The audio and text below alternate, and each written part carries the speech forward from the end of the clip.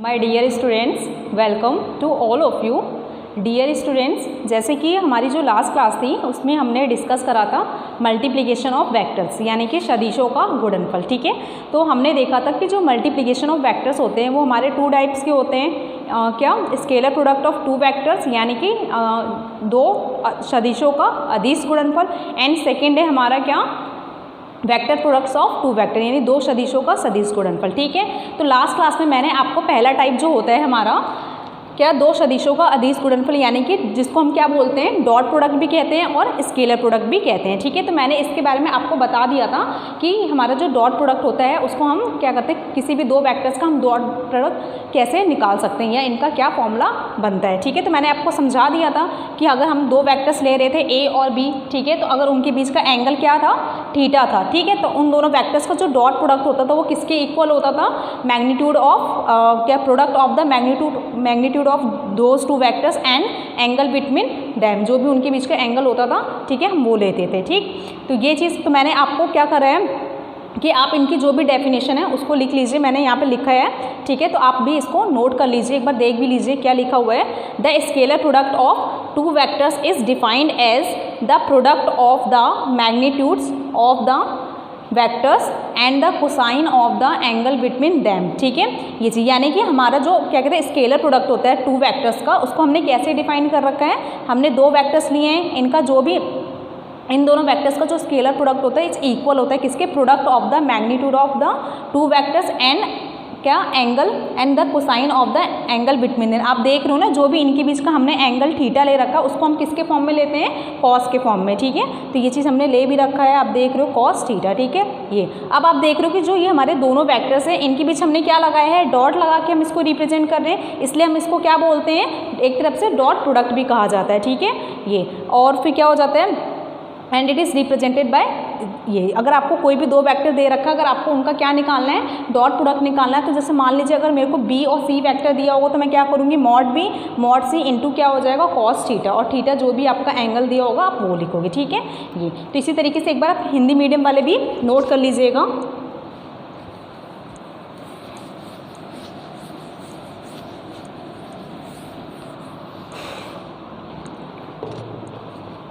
दो सदिशों का हमारा जो पहला टाइप क्या था?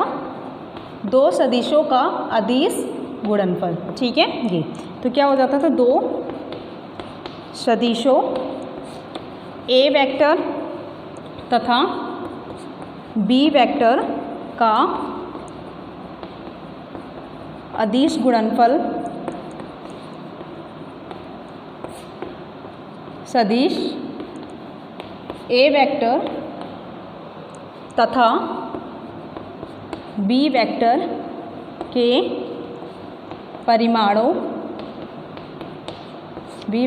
परिमाणों एवं उनके बीच बने कोण की कोज्या, जिसको हम क्या बोलते हैं इंग्लिश में? कोसाइन कहते हैं। ठीक है, कोसाइन के गुणनफल के बराबर होता है। अदिश गुणनफल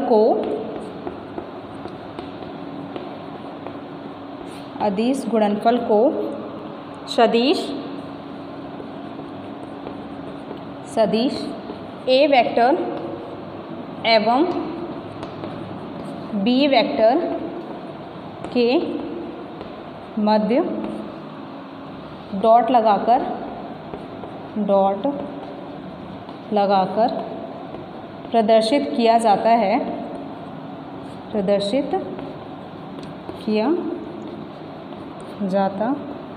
है। इसलिए इसे हम क्या बोलते हैं?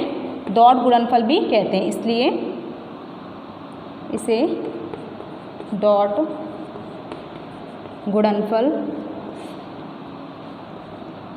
इंग्लिश में आप क्या लिख सकते हो? डॉट प्रोडक्ट कहते हैं। ठीक है ये चीज़। अगर आपके वही मैंने आपको बता भी रखा था कल, क्या बताया था मैं, दो सदिशों को जो अदिश गुणनफल होता है वो होता क्या है कि जो भी हमारे दो सदिश हैं, ठीक है, उनका जो भी हमारे परिमाण होगा उनका गुणनफल किसके साथ हम लेते हैं, जो भी इन दोनों सदिशों के बीच जो भी हमारा क्या बनती है एंगल होता है उसका कॉज, यानी कि आप देख भी सकते हो क्या, दो सदिशों ए तथा बी वेक्टर का अदिश गुणनफल सदिश ए वेक्टर तथा बी के परिमाणों एवं उनके बीच बने कोण की कॉजिया के गुणनफल के बराबर होता है। ठीक है, ये तो मैंने आपको कल बताया भी था, इसका ये हमारा क्या आ रहा था, फॉर्मूला आ रहा था। ठीक है, आपको ये फॉर्मूला अच्छे से लर्न होना चाहिए क्योंकि जो हमारा ये फॉर्मूला है ये हमारे न्यूमेरिकल्स में भी यूज़ होगा। ठीक है, ये यानी कि कोई भी अगर आपको दो वेक्टर दे रखा है, अगर आपको उनका क्या निकालना है, अदिश गुणनफल, तो आप क्या कर दोगे, A dot B equal to formula क्या हो जाएगा, मॉड ए, यानी जो भी वेक्टर दिया होगा उसका मॉड लोगे, फिर आप क्या होगा, फिर जो दूसरा वेक्टर होगा उसका परिमाण और इनटू क्या हो जाएगा, कॉस थीटा। ठीक है, ये चीज़ अब हम डिस्कस करेंगे कि जो भी हमारे ये स्केलर प्रोडक्ट होते हैं, ठीक है, इनकी क्या प्रॉपर्टीज़ होती हैं, यानी इनके क्या गुण होते हैं। ठीक है, ये तो नेक्स्ट हमारा आज का जो टॉपिक है main,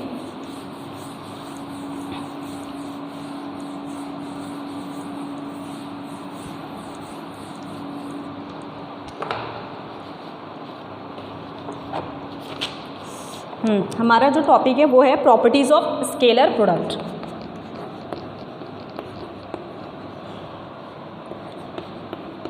properties of scalar product यानी कि अदिश गुणनफल के गुण, अदिश गुणनफल के गुण। ठीक है, तो जो हमारी पहली प्रॉपर्टीज़ वो क्या होती है, दो सदिशों का जो हमारा क्या होता है, दो सदिशों का अदिश गुणनफल क्या होता है, क्रम विनिमय होता है। यानी कि कहने का मतलब है कि क्या होता है कि जब हम दो वेक्टर्स होते हैं, अगर हम उसका स्केलर प्रोडक्ट कर रहे हैं तो क्या हो जाता है, एक तरफ से कम्यूटेटिव लॉ को वो फॉलो करते हैं। ठीक है, तो पहला हमारी जो प्रॉपर्टीज़ है आप लिख लीजिए, क्या, दो सदिशों को हम क्या बोल सकते हैं, एक तरफ से वेक्टर भी कह सकते हैं, या मैं बोल सकती हूँ दो वेक्टरों का अदिश, आप चाहें ब्रैकेट में लिख लो, स्केलर गुणनफल क्रम विनिमय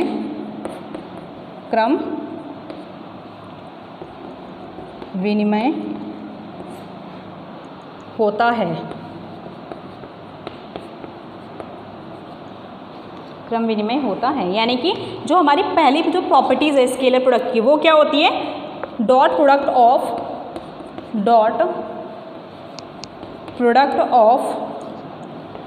टू वेक्टर्स ओबे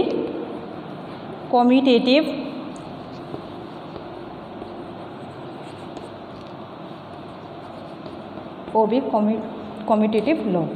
ठीक है, ये चीज़ यानी कि क्या होता है कि जब हम दो वेक्टर्स हैं, ठीक है, अगर इनका जो हम डॉट प्रोडक्ट कराएं तो वो किस चीज़ को फॉलो करती हैं, कम्यूटेटिव लॉ को। ठीक है, तो इसको मैं कैसे हम कर सकते हैं, ठीक है, क्रम विनिमय नियम होता है कैसे, आपको पता है कि मान लीजिए हमने क्या कर रहा है, दो वेक्टर लिया है, क्या, ए और बी। ठीक है, अगर मैं इनका डॉट प्रोडक्ट निकालूंगी तो क्या आएगा, आपका फॉर्मूला बताइए, मैंने आपको बता चुकी हूँ, मॉड ए मॉड बी और कॉस थीटा। ठीक है, यही फॉर्मूला होता है। ठीक, अब क्या होगा कि अगर मैं बी वेक्टर डॉट, मैं क्या निकालना चाहती हूँ, मैंने आपको डायग्राम बताया था कि ए वेक्टर ये है, ठीक है, और ये हमारा क्या है, बी वेक्टर है। ठीक, ये हो जाएगा, और जो हमारा जो भी इनके बीच का जो भी एंगल है वो हम क्या ले रहे हैं, थीटा। तो कभी भी आपको जैसे हम एंगल जो है मेजर जब भी करते हैं तो कैसे लेते हैं उसको, एंटी क्लॉकवाइज, यानी कि ठीक है, ये इस तरीके से एंटी क्लॉकवाइज, मतलब कहने का मतलब इससे आपको पता है जो क्लॉक है उसमें हमारा इस तरीके से हम उसमें जो नीडल्स जो भी इसकी सुइयाँ होती हैं घड़ी की, ठीक है, वो इस तरीके से मूव करती हैं, लेकिन हम इसमें क्या करेंगे, एंटी क्लॉकवाइज। ठीक है, यानी कि उल्टी दिशा में हम एंगल्स को मेजर करेंगे। तो यहाँ से हम क्या करेंगे, यहाँ से यहाँ तक जाएंगे तो इनके बीच का एंगल कितना हो रहा है, थीटा। ठीक है, तो इसके अकॉर्डिंग हमारा फॉर्मूला क्या बनेगा, A vector dot B equal to क्या आ जा रहा है, mod A mod B cos theta. ठीक है, ये चीज़ अगर मुझे अब क्या निकालना है, B vector dot A vector में निकालना चाहती हूँ। ठीक है, B vector dot A vector. अब आप क्या करोगे, जब आपको बी वेक्टर क्या निकालना है, बी डॉट ए निकालना है ना, तो आप वेक्टर बी से एंगल मेजर करोगे। ठीक है, तो आप वेक्टर बी से इस ऐसे आओगे एंटी क्लॉकवाइज में, तो ये जो पूरा ये एंगल बनेगा यहाँ से यहाँ तक का कितना बनेगा, आपको पता है कि अगर कोई भी, जैसे मैं सर्कल बना रही हूँ, ठीक है, ये पूरा एंगल ये सर्कल जैसे है इसका, मान लीजिए ये जो भी इसका सेंटर, यहाँ पे कितना एंगल वो बनाती है, 360 डिग्री का बनाती है, आपको पता ही है, ठीक है। तो अगर मेरा ये पूरा एंगल 30 है, मतलब सॉरी थीटा है, और ये पूरा एंगल कितना होता है आपको पता है 360 होता है ना, तो यहाँ से यहाँ तक का एंगल कितना बचेगा 360 माइनस का थीटा, ठीक है ये चीज़। तो आपको पता है कि बी डॉट ए के अकॉर्डिंग मेरा फॉर्मूला क्या बनेगा, मॉड बी मॉड ए और कॉस, ठीक है, थीटा बनेगा ना, यानी हम इसमें एंगल लेंगे। तो आपको पता है कि हम जो वेक्टर बी है और वेक्टर ए है, ठीक है, तो हम क्या करेंगे, वेक्टर बी से वेक्टर ए की तरफ चलेंगे, तब इनके बीच आप देखोगे कितना एंगल बन रहा है हमारा, क्या 360 माइनस थीटा, ठीक है ये चीज़ आप ध्यान रखना है। आपको अगर आप ए से बी की तरफ जा रहे हो तो आप ए से स्टार्ट करोगे एंगल को मेज़र करना, यानी ए से बी तक आप देख रहे हो थीटा था, लेकिन अगर अब हम क्या निकालना चाह रहे हैं, बी डॉट ए निकालेंगे। तो हम क्या करेंगे, अब बी वेक्टर से अब हम एंगल को मेज़र करेंगे, तो यहाँ से बी से हम यहाँ से यहाँ तक आएंगे, तो ये कितना एंगल बचेगा 360 पूरा होता है। 360 में से अगर मैं ये सिर्फ थीटा वाले को माइनस कर दूंगी तो ये क्या बचेगा, फिर ये इतना एंगल क्या आ जाएगा जो बी वेक्टर डॉट ए के बीच बन रहा होगा, ठीक है। तो हमने बी डॉट ए का हमारा फॉर्मूला क्या बन जाएगा, मॉड बी मॉड ए और कॉस, और थीटा की वैल्यू क्या आ जाएगी 360 माइनस थीटा, ठीक है। तो मैंने आपको स्टार्टिंग क्लास में बताया था कि कॉस 360 माइनस थीटा क्या होता है, कॉस थीटा, ठीक है। मैंने आपको स्टार्टिंग क्लास में बता भी दिया था, टेबल मैंने आपको एक बनवाई थी जिसमें मैंने सारे एंगल्स आपको लिखवाए थे, क्या cos 360 minus theta equal to होता है कॉस थीटा, ठीक है ये चीज़ हो जाएगा।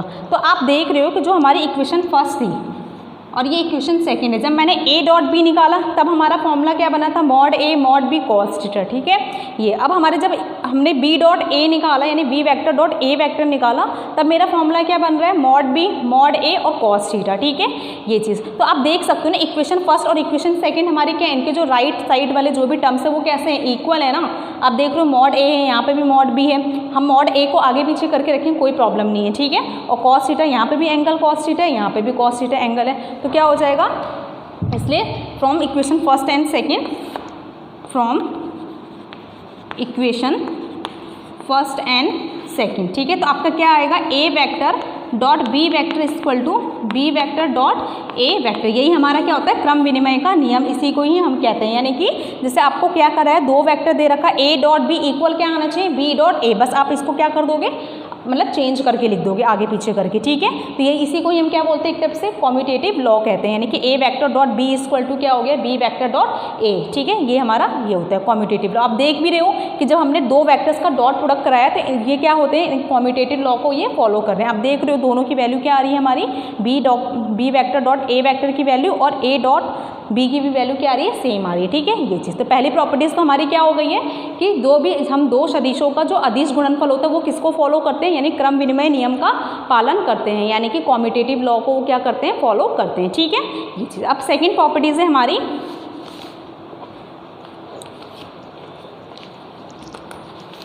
पहली प्रॉपर्टीज़ ये होगी, अब सेकेंड प्रॉपर्टीज़ आप लिख लीजिए।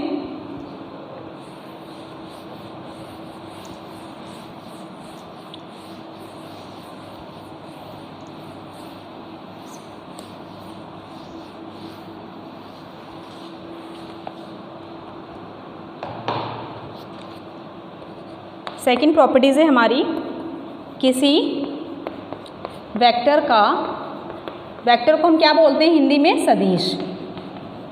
किसी वेक्टर का उसी वेक्टर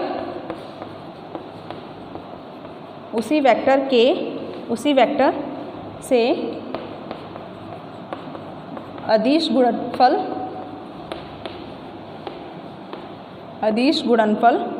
उस vector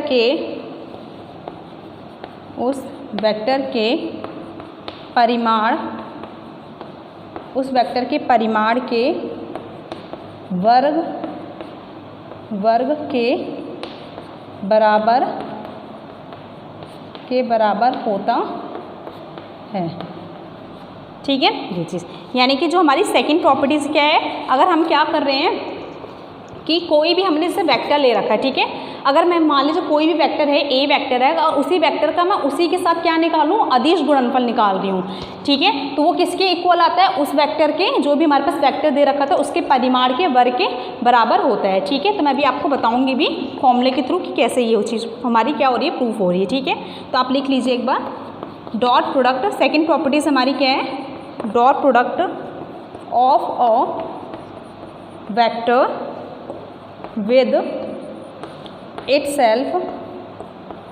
with itself is a scalar, but the magnitude will be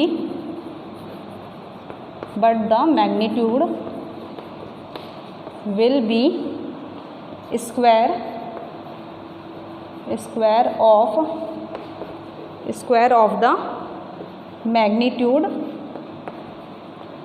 of the magnitude of given vector।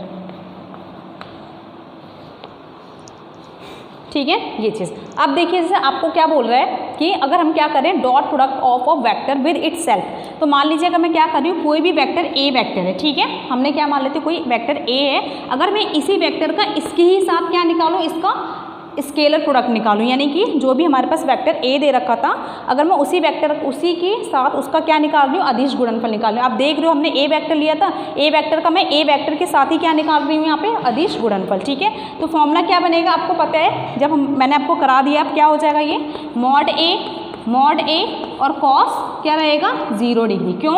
क्योंकि आपको पता है अगर मान लीजिए मैं ए वेक्टर ले रही हूँ तो यहाँ पे क्या है, वेक्टर ए है ना, ठीक है, अगर मैं इस वेक्टर ए के साथ ही इसका क्या निकाल रही हूँ, डॉट प्रोडक्ट निकाल रही हूँ, तो इसी वेक्टर ए के साथ ही एंगल कितना बनेगा, इनके बीच कोई एंगल नहीं बन रहा, एक तरफ से 0 एंगल है ना। ठीक है, अगर जो मैं वेक्टर ए ले रही हूँ, ठीक है, इसी वेक्टर ए का मैं वेक्टर ए के साथ ही क्या निकाल रही हूँ, डॉट प्रोडक्ट निकाल रही हूँ। तो आप देख रहे हो ये दोनों एक दूसरे के कैसे हो जाएंगे, पैरेलल ही होंगे दोनों वेक्टर। ठीक है, तो इनके बीच जो हमारा एंगल होगा वो क्या होगा, एक तरफ से 0 होगा ना, तो इसलिए हमने यहाँ पे जो थीटा है वो कितना लेंगे हम, यहाँ पे आप लिख लीजिए मॉड ए, फिर मॉड ए हो जाएगा ये, और ये क्या हो जाएगा कॉस 0, क्यों सिंस थीटा इक्वल टू क्या है यहाँ पे 0 डिग्री। ठीक है, समझ रहे हो आप, क्योंकि अगर मान लीजिए कोई भी वेक्टर अगर मैं उसका उसी के साथ अदिश गुणनफल निकाल रही हूँ तो डेट मीन वो दोनों एक दूसरे के कैसे हो गए, पैरेलल हो गए ना। ठीक है, नहीं समांतर, तो उनके बीच कोई भी एंगल नहीं बनेगा। डेट मीन कहने का मतलब है कि एंगल कितना आ जाएगा हमारा 0 डिग्री हो जाएगा। ठीक है, ये चीज़, तो कॉस 0 की वैल्यू क्या होती है, 1 होती है। ठीक है, अच्छा मॉड ए और मॉड ए मल्टीप्लिकेशन होकर क्या बन जाएंगे, ए स्क्वायर हो जाएगा ये। ठीक है, और कॉस 0 की वैल्यू तो 1 है, तो आप लिख सकते हो यहाँ पे फिर क्या बन जाएगा हमारा, vector A dot vector A equal to क्या आ जाएगा हमारे पास, ए स्क्वायर। ठीक है, तो यही चीज़ तो हमने बोली थी अभी, क्या बोला था हमने, किसी वेक्टर का उसी वेक्टर से, हमने वेक्टर ए ले रखा था, उसी वेक्टर कहने का मतलब है उसी ए वेक्टर के साथ हम क्या ले रहे हैं, अदिश गुणनफल उस वेक्टर के परिमाण के, यानी कि आप देख रहे हो तो परिमाण क्या आ रहा था हमारा, मॉड ए आ रहा था। ठीक है, यानी कि एक तरफ से क्या हो गया हमारा, क्या आ जाएगा ए स्क्वायर, यानी उस वेक्टर के परिमाण के वर्ग के बराबर होता है। तो आप देख रहे हो तो जो भी हमारा मैग्नीट्यूड आ रहा था परिमाण उसके स्क्वायर के बराबर है। ठीक है, ये चीज़, तो dot product of vector with itself is a scalar, but क्या होता है, but the magnitude will be square of the magnitude of the given vector. आप देख भी सकते हो कि जो भी हमारा क्या करते हैं, हम क्या ले रहे थे, कोई भी वेक्टर अगर उसके साथ ही हम क्या निकाल रहे थे, स्केलर प्रोडक्ट निकाल रहे थे उसका, तो वो किसके इक्वल आ जा रहा था, उसी वेक्टर के मैग्नीट्यूड के स्क्वायर के इक्वल आ जा रहा था। ठीक है, ये चीज़ सेकंड प्रॉपर्टीज आपको